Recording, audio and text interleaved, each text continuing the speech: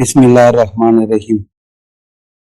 இன்ஷா அல்லாஹ் இன்னைக்கு நம்ம குர்ஆன்ல இருந்து பெற்றோர்களின் பொறுப்பு அப்படின்னு உள்ள தலைப்புல இன்ஷா அல்லாஹ் பார்ப்போம். அவுது பில்லாஹி மினஷ் ஷைத்தானிர் ரஜீம். பிஸ்மில்லாஹிர் ரஹ்மானிர் ரஹீம். ஏன்னா நம்ம குர்ஆன்ல புரிஞ்சிருக்கோம், ஒவ்வொரு ஆசீர்வாதத்துக்கும் பின்னாடியும் ஒரு பொறுப்பும் சோதனையும் இருக்கு அப்படின்னு. அல்லாஹ் நம்மளுக்கு பல வகையில நம்மளை ஆசீர்வதிக்கிறாங்க, நம்மளுக்கு அருள் கூட புரியுறாங்க.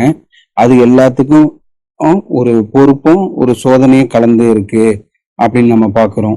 ஏன்னா அல்லாஹ் நம்மளுக்கு ஒரு பணத்தை கொடுத்தாங்கன்னா அது நம்ம உழைச்ச பணம் தானே அப்படின்னு சொல்லிட்டு ஃபுல்லா நம்மளே அதை நம்ம எடுத்துக்க கூடாது. அதுல இருந்து ஒரு பகுதியை எடுத்து தர்மம் கொடுக்கணும். அந்த பணத்தை அல்லாஹ் சொன்னபடி நம்ம செலவு செய்யணும், அல்லாஹ்க்கு நன்றி செலுத்தணும். அந்த மாதிரி நிறைய சோதனையை கலந்து அல்லாஹ் வச்சிருக்காங்க. அது மூலியமா அல்லாஹ் பரக்கத்து செய்யறேன் அப்படின்னு சொல்லியிருக்காங்க.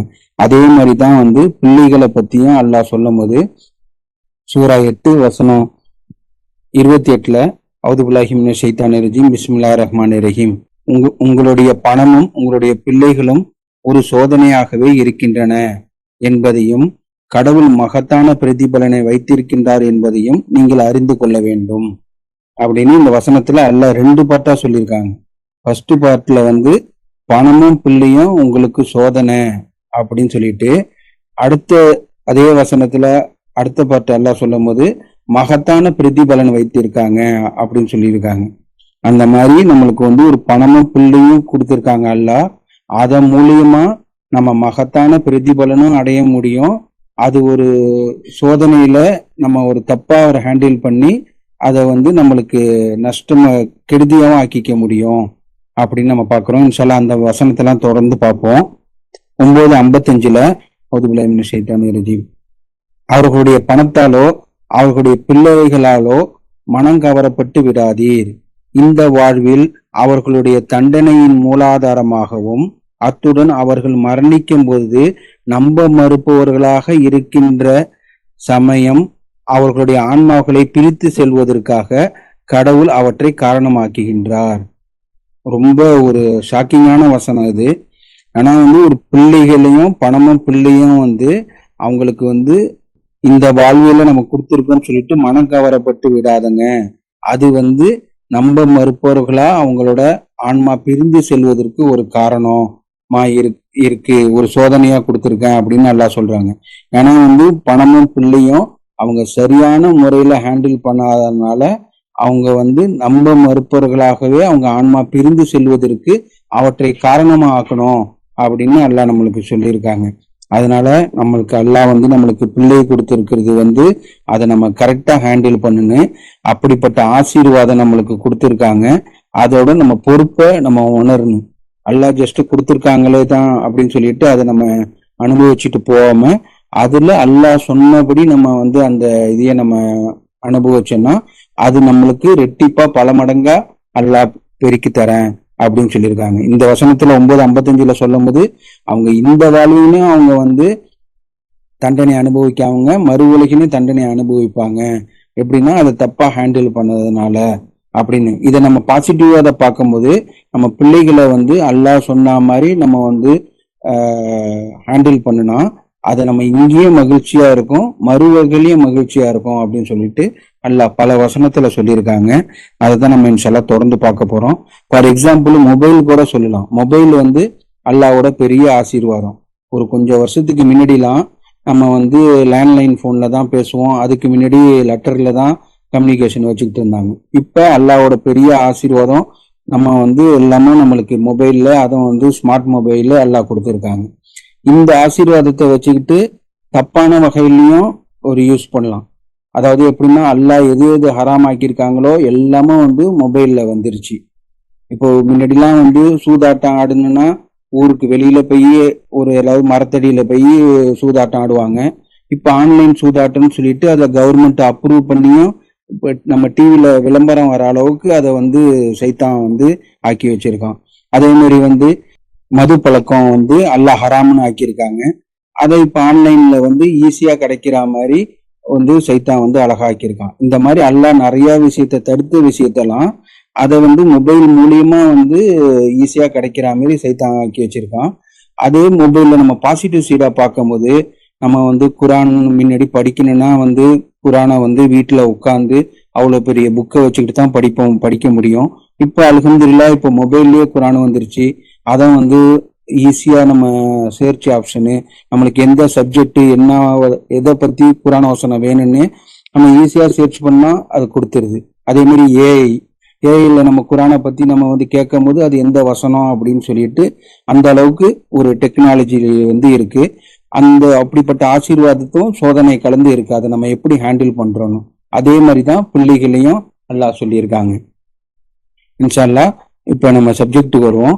பெற்றோர்களின் பொறுப்புன்னு அல்லாஹ் குரான்ல சொல்லும் போது நம்மளுக்கு எல்லாத்துக்கும் ஞாபகம் வருது 31:17 லுக்மான் தன் பிள்ளைக்கு சொன்ன அறிவுரை அப்படின்னு பாக்குறோம். அந்த வசனத்தை பார்க்கும்போது அவுது பில்லாஹி மினஷ் ஷைத்தானிர் ரஜீம், என் மகனே சலாத் தொடர்பு தொழுகையை கடைபிடிப்பீராக, நன்மையை ஆதரிப்பதுடன் தீமையை தடுக்க வேண்டும், இன்னல்களை எதிர்கொள்ளும் போது நீ உறுதிப்பாட்டுடன் இருக்க வேண்டும், இவை மிகவும் கனிவான பண்பாகும் அப்படின்னு சொல்லிட்டு இந்த வசனத்துல 31:17 ஒரு பாசிட்டிவ் இதா சொல்றாங்க.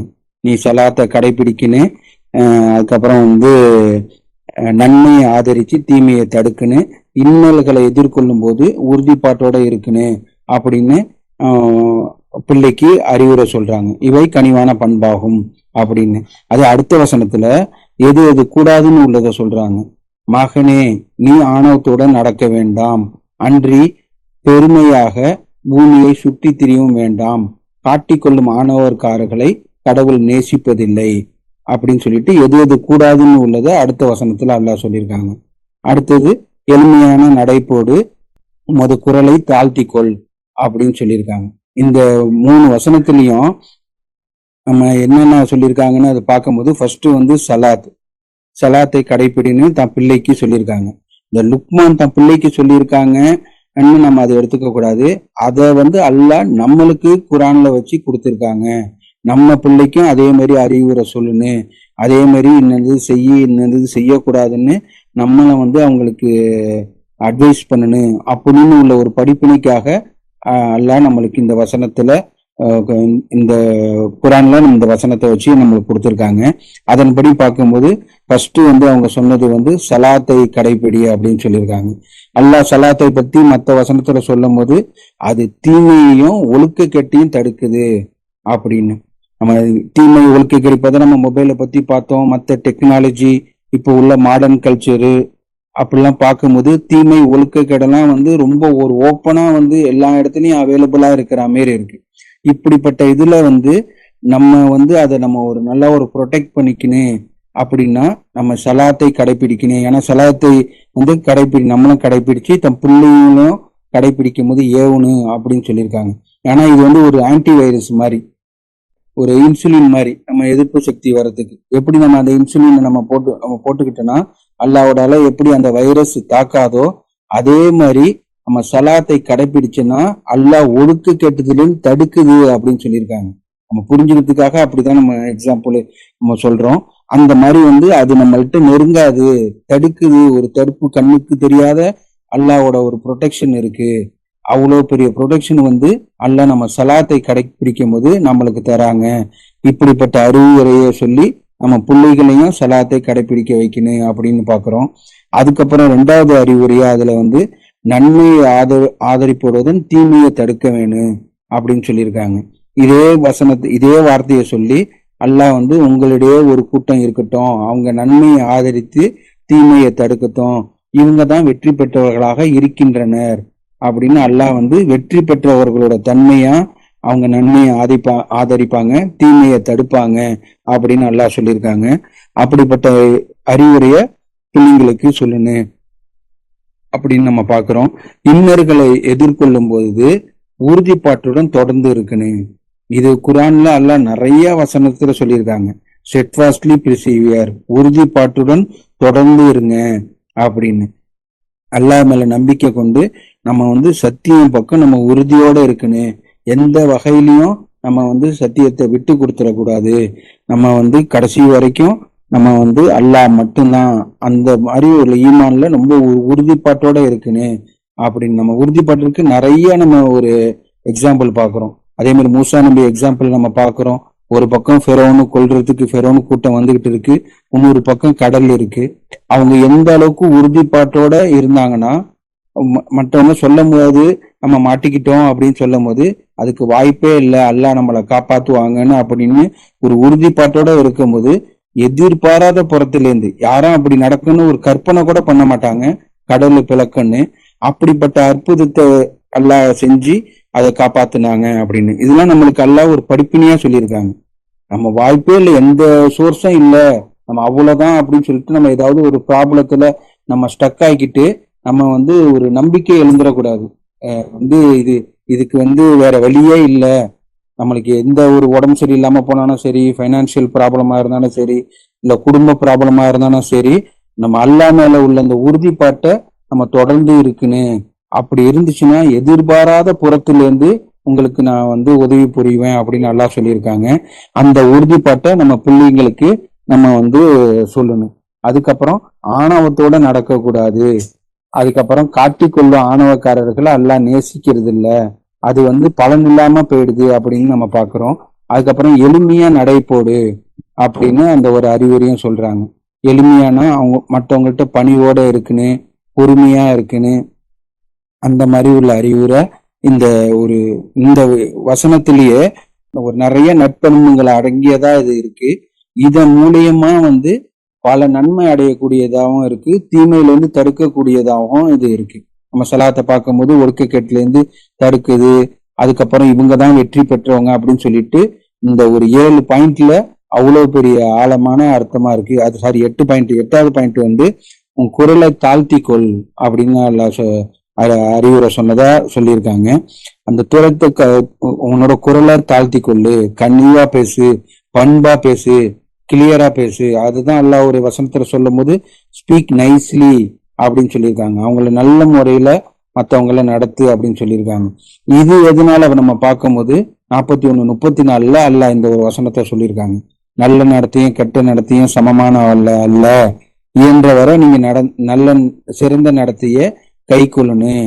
இதன் மூலியமா விரோதியா இருந்த ஒருவனும் உற்ற நண்பனாகி விடுவான் அப்படின்னு அல்லாஹ் சொல்லியிருக்காங்க. ஒரு விரோதி நண்பன் ஆகணும்னா எவ்வளவு பெரிய விஷயம். ஒரு விரோதினா நம்மளுக்கு புரியும், எப்படி நம்மளுக்கு ஒரு நல்லது நடக்கிறதையும் அவங்க விரும்ப மாட்டாங்க, நம்மளுக்கு தீமை நடக்கிறது, தீமை நம்மளை கஷ்டப்பட்டோம்னா அவங்க நடத்திக்கிட்டு இருப்பாங்க.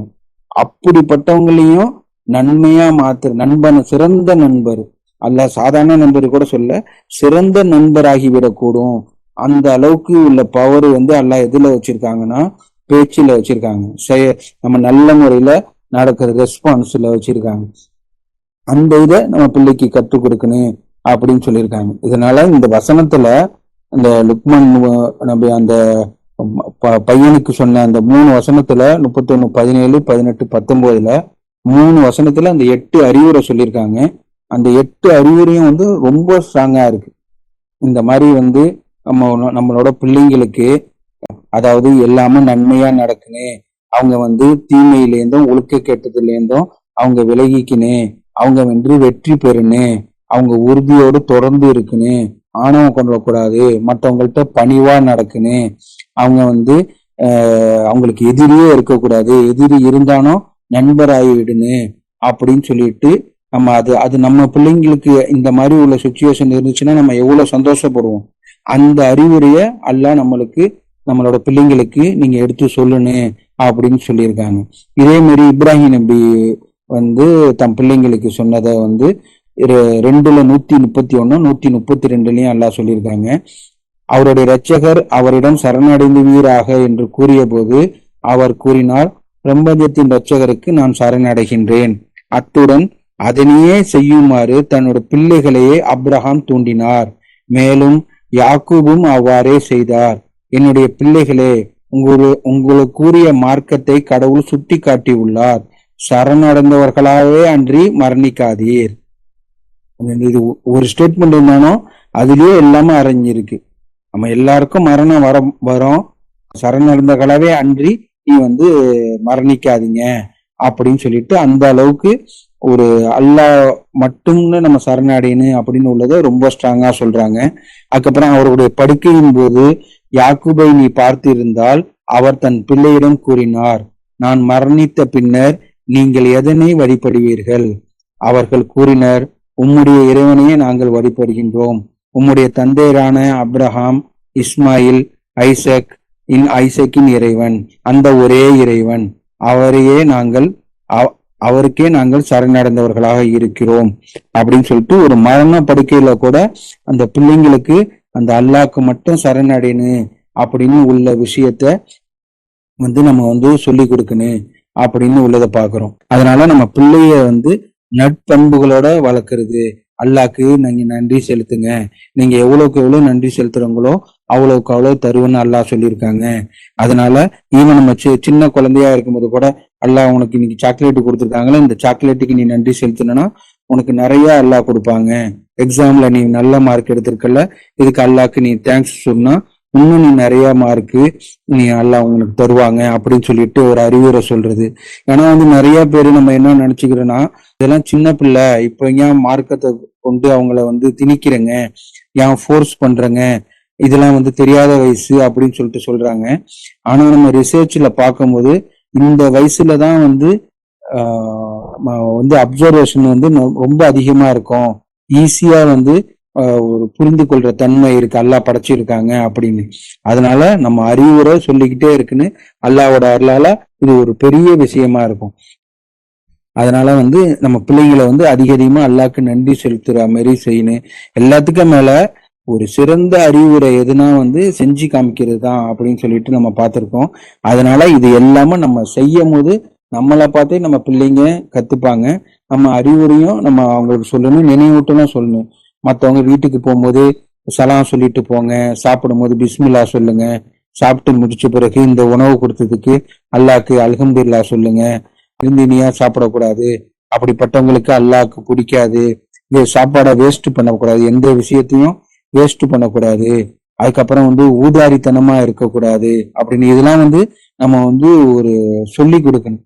அந்த இதெல்லாம் ஒரு பெரிய விஷயமா இருக்கு. நம்ம சின்ன விஷயம்னு நினைக்கிறோம், ஆனா குழந்தைங்களை பொறுத்த வரைக்கும் இதெல்லாம் பெரிய விஷயம்.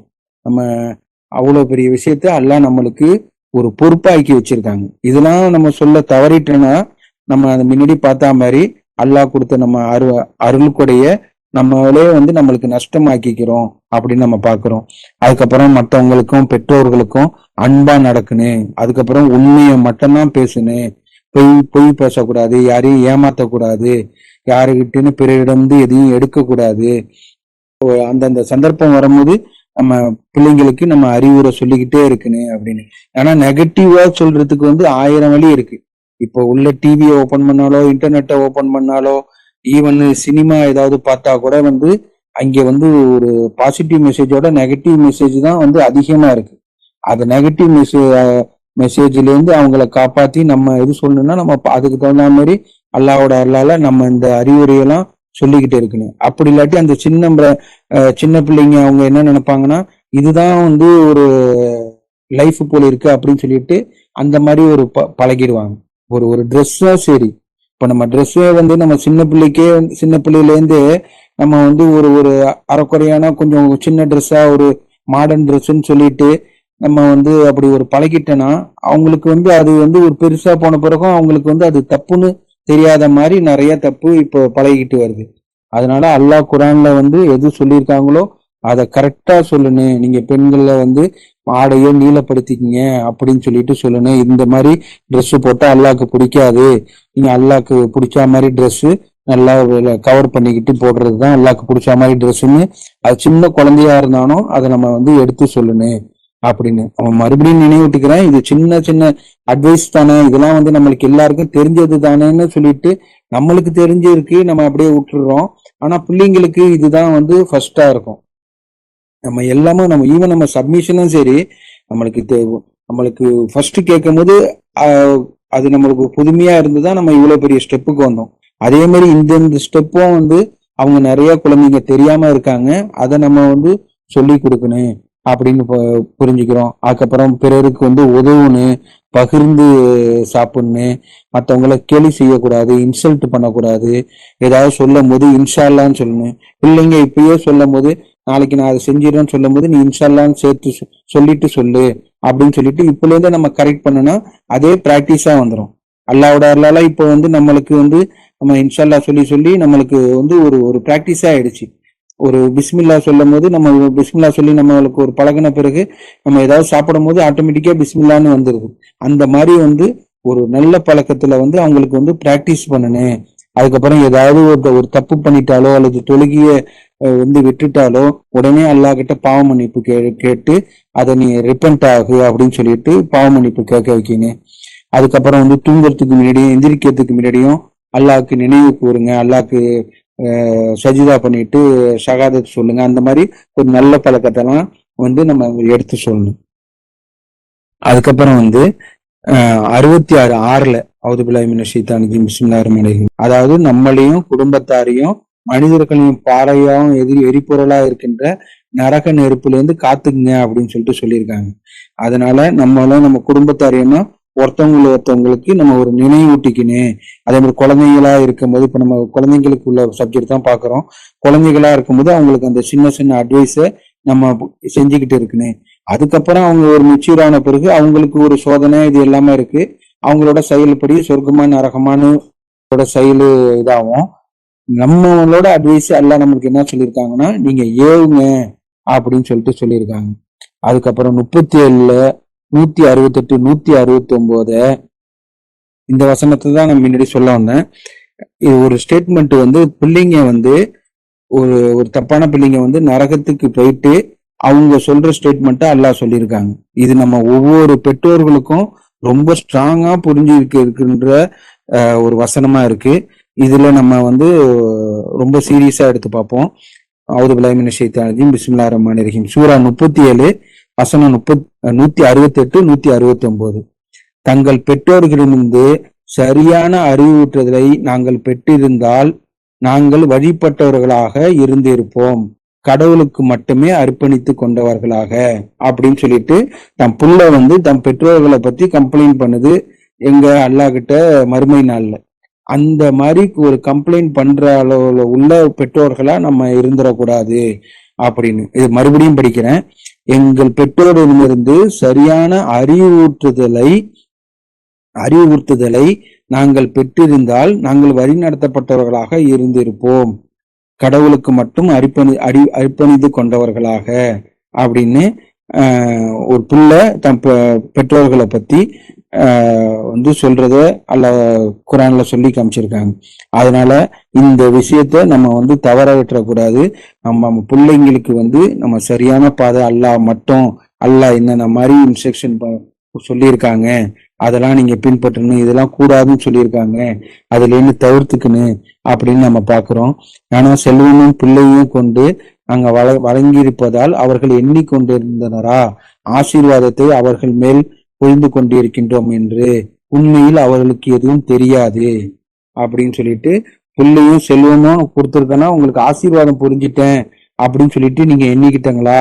எப்படின்னா மத்தவங்களோட உங்களுக்கு அதிகமா பணம் கொடுத்துருக்கனால உங்க மேல நான் ஆசீர்வாதம் புரிஞ்சிருக்கேன்னு சொல்லிட்டு நீங்க எண்ணிக்கிட்டங்களா?